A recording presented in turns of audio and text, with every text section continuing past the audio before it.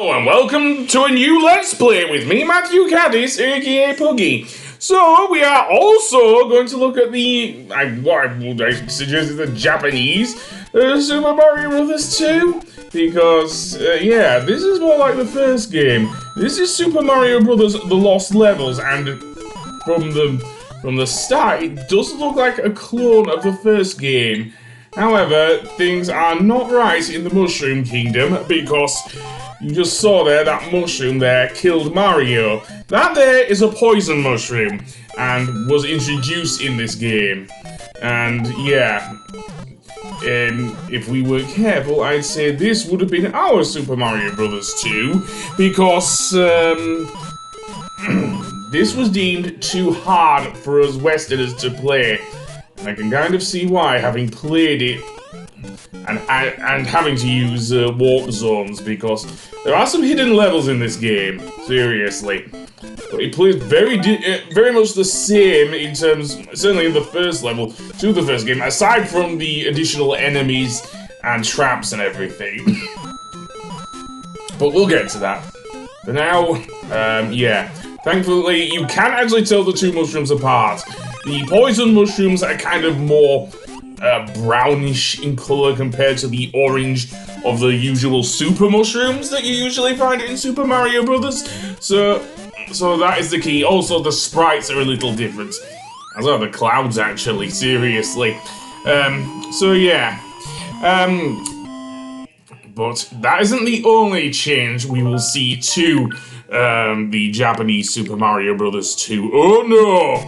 Because once we get into World 1 2 and go underground, firstly we have this huge pool of water here, which goes back to a gimmick that was kind of in the, dare I say, the last levels of the first Super Mario Bros. Game, which is, of course, having to jump over a huge gap from a small platform, seriously.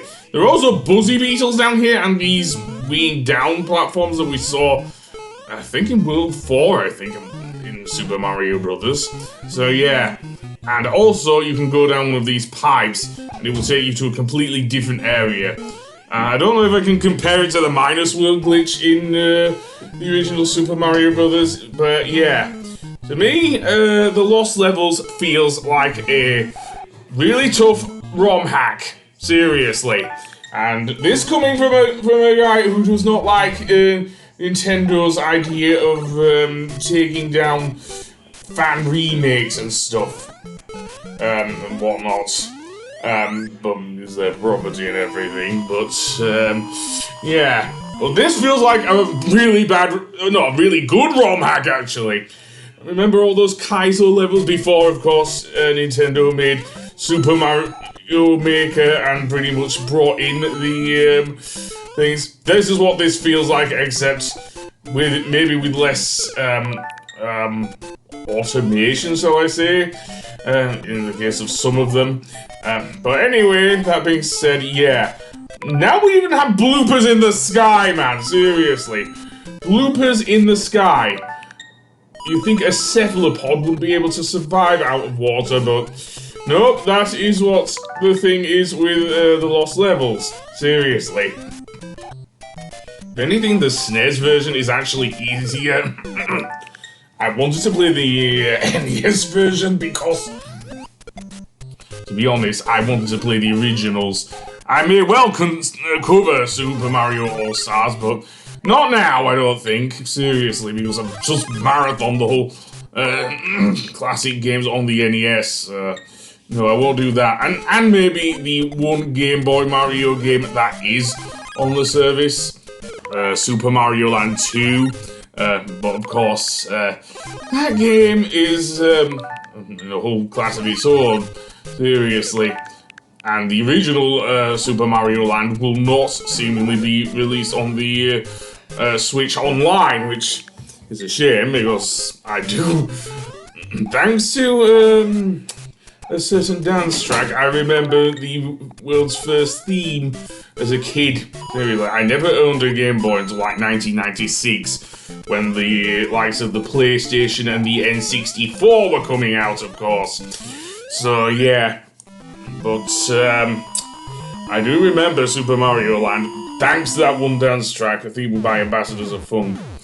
But no, that game is not on the Switch's sadly lackluster equivalent of the Virtual Console. I much prefer the Virtual Console on the Wii and Wii U, to be honest.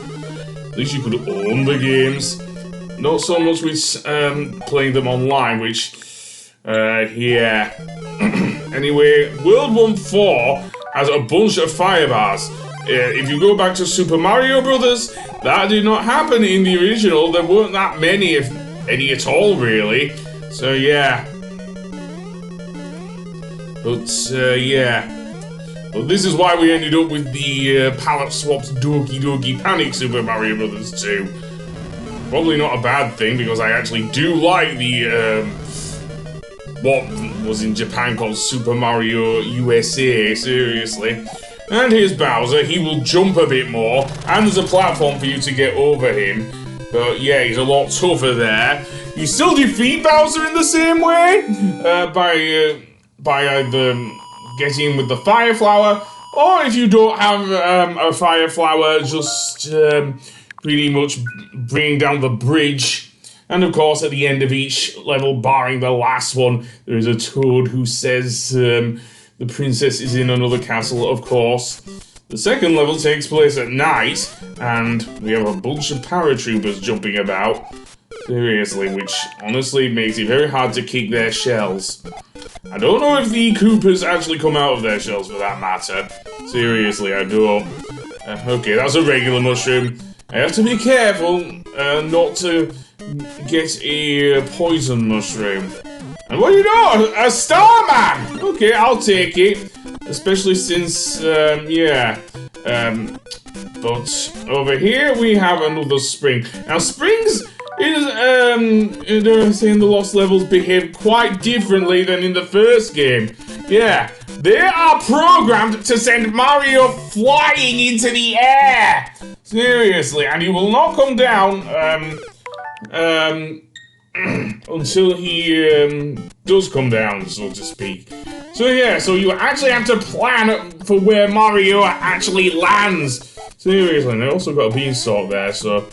What am I doing? What the actual hell am I doing here? Seriously, and... I think I'm freaking out, that's why. So let's go up the beanstalk and see. Yeah, we get another bonus level. Let's see how far that's changed from the original Super Mario Brothers, because... Not much, actually, to be fair. Except for maybe the brick wall, but...